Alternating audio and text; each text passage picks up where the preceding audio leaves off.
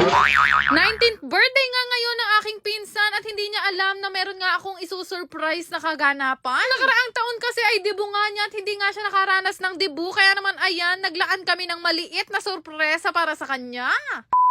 For today's ganap nga ay birthday nga ngayon ng pinsan naming si Apple. Kung naman yung ilan sa inyo ay hindi pa masyadong familiar kay Apple dahil kakauwi nga lang niya dito galing nga ng Dipolog. Bali kami na nga ang dalawa ni Beboy nagpapag-aral sa kanya at ang kasama nga niya nag-aaral ay si Ditchi. Kwento nga niya sa amin na talaga namang mahirap ang buhay nila sa Dipolog, kaya nga nung nag-birthday daw siya noong 18th birthday niya, nag-Jollibee nga lang daw sila. Pero syempre, pinagmaang-maangan kami buong pamilya at hindi talaga namin siya binati simula kaninang umaga. Kunyari nga ay hindi namin alam na birthday niya ngayong araw. Sabi ko sa kanya, meron akong trabaho at meron akong photoshoot ngayon. Isasama ko na lang silang dalawa ni Ditchi sa photoshoot. Kaya naman ang lagay, ayan, 3 kami rugong nagpapa-makeup. Nakshoot ha?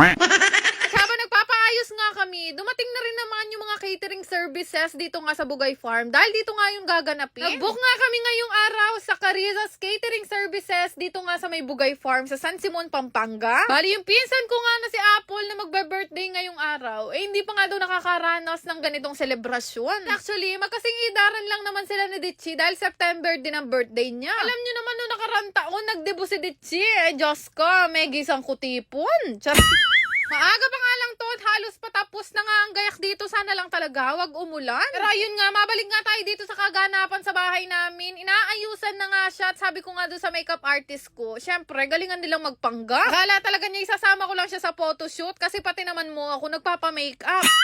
Para lang talaga mukhang makatotohanan, kaya kaming dalawa ni Ditchi nagpa-makeup na rin. Mabalik nga tayo dito sa events place. Ayan, talaga naman napakaganda na ng ayos. Kumuha nga rin kami ng glazing table at nang ma-experience niya rin kung ano nga yung na-experience last year ni Ditchi. Buti na lang talaga, meron na kaming sariling farm, kaya anytime kapag gusto namin mag-celebrate ng kahit anong okasyon, meron na nga kaming pwesto. At dahil surprise birthday celebration lang naman to para kay Apple, iilan lang din yung mga naimbita namin. Kaya wag na kayo magtampo kung di kami nakapag-send ng invitation sa inyo kasi wala naman kaming napagawa.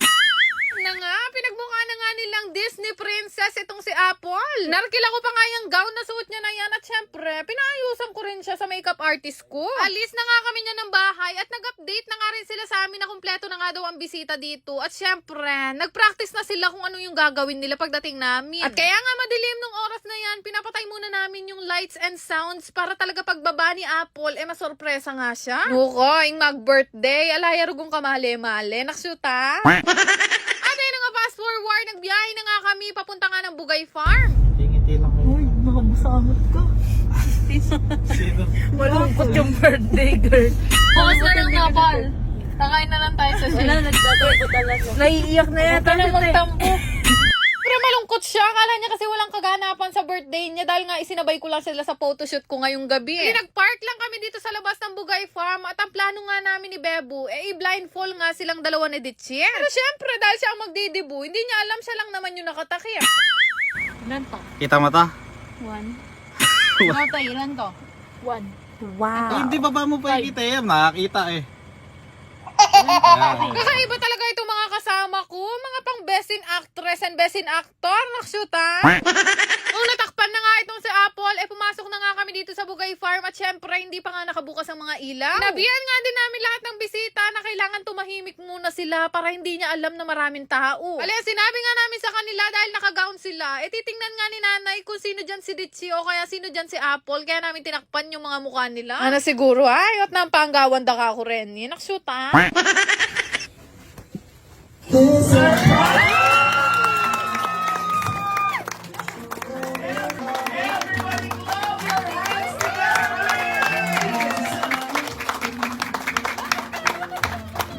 Birthday celebrator, Apple James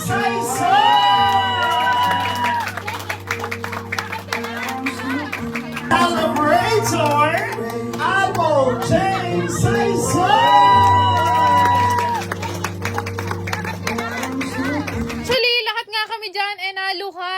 nakakatuwa lang kasi na-celebrate nga niya yung debut niya kahit 19 years old na talaga siya ngayon. Pero pinush talaga namin dalawa ni Bebo na ipag-birthday siya ng ganito kasi napakabait na bata niya. At dahil sa amin na nga siya nakatirang dalawa ni Bebo, ang turing din namin sa kanya parang si Richie din na kapatid namin. Sabi, nanginginig nga siya ng mga oras na yan kasi hindi daw niya ma-imagine na makakapag-birthday siya ng ganito. At successful naman talaga ang surprise 18th birthday namin sa kanya dahil wala talaga siyang kaalam-alam. Lan mo naman ni Richie, Diyos ko, ikuha na pang meg gown para lang hindi mahalata. Sobrang tuwang-tuwa lang talaga ako dito kay Apple kasi nakikita ko talaga yung sarili ko sa kanya noon. Ang pagkakaiba lang talaga namin, medyo matangos lang yung ilong ko. Charing. Alam din kasi namin yung hirap ng buhay sa kanila sa Dipolog City. Sobrang nagpapasalamat sa akin yung tita ko, yung Mother Earth niya, na nakapag-birthday nga namin yung anak niya ng ganito. Higit nga doon, kami din kasi nagpapaaral sa kanya para nga makapagtapos siya ng teacher kasabay ni Richie. Ilang araw lang din kasi namin tong pinlano, kaya hindi rin kami nakapag-invite ng kung sino-sino, kaya puro pamilya lang talaga yung magsasayaw sa kanya, yung magwiwish. Basta ang importante lang naman, maranasan nga niya magdibu. Sa ating kasi mga babae, sobrang importante para sa ating at napakasarap sa pakiramdam nung makapag-celebrate tayo ng ganito. Abay ako nga nun, proud na ako, kahit na yung mga bakod ko, yung mga dahon ng buko. Ay ba? Ang isa sa mga hindi namin nagawa sa kanya, pauwiin nga yung mga magulang niya na nasa Dipolog. Pinalak talaga naming i-book yun ni Bebo, kaya lang nung nagtingin kami ng ticket, wala nang available, pauwi nga ng Clark. Ay, sayaw na nga siya ng mga pinsan, tito at lolo, dahil wala nga yung tatay niya. Syempre, si Angelo mapagmahalan to the rescue. Kaya naman siya muna ang nagsilbing tatay nitong si Apple at siya nga ang naghuling sayaw dito. Umaisayaw na nga siya ng buong pamilya namin. Tinawag na nga dito yung mga pinsan at syempre yung mga kaibigan din. Dahil nga hindi naman kami karamihan dito, hindi na nga namin nakumpleto yung 1818. Pero ang pinaka-importante dyan, nandito kami buong pamilya at lahat kami, nagbahagi nga ng mensahe para sa kanya. Pero ayun nga, nakalimutan kong banggitin sa inyo na ako nga pala ang pinakapanganay na apo sa side nga ng nanay ko. Kaya naman kung mapapansin nyo, halos karamihan sa mga bisita, puro bata kasi nga ako na ang panganay. Bukod nga sa ako yung pinakamatanda, syempre ako rin yung pinakamaganda. Nag-wish na nga rin ako sa kanya ng mga oras na yan at tawang-tawa nga ako sa mga pinagagagawa namin kanina. Sinabi ko kasi sa kanya na alam ko naman na nagtatampon siya kasi hindi nga namin siya binabati. Siguro ka ako na ako ganda. Dela na ako paking photoshoot, anak-shoot nga sa amin, syempre tumawag din yung Mother Earth niya na si Tita Annalyn na nasa Dipolog nga. Diyos ko, kanina pa ako paulit-ulit. Oo, nasa Dipolog City. Syempre, gusto lang din namin magpasalamat sa lahat nga ng kapamilya namin na nagpunta nga kagabi. Nakakatuwa talaga na kahit nabiglaan lang itong celebration na to at surprise lang talaga, napakarami pa nga rin nagpunta at napuno namin yung table. Dati pa lang kasi nung pinaplano na nga umuwi nitong pinsan ko galing nga sa kanila, sinabi ko na sa kanya na kung ano nga yung ibibigay ko kay Ditchie, ganun din yung ibibigay ko sa kanya. Basta huwag sila maghihiwalay at huwag sila mag-aaway. Sabi ko nga sa kanya kanina, huwag mong pababayaan si Ditchie. Kapag kami nangaway sa kanya, timano soplakin mo. Chari.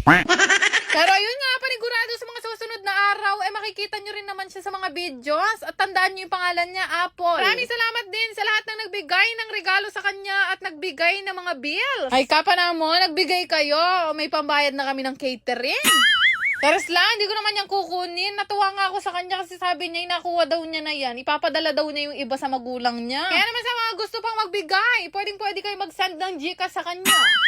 Bilis lang din naman natapos itong celebration niya dahil din wala naman din masyadong program. Thank you po kasi po pinaranas mo po sa akin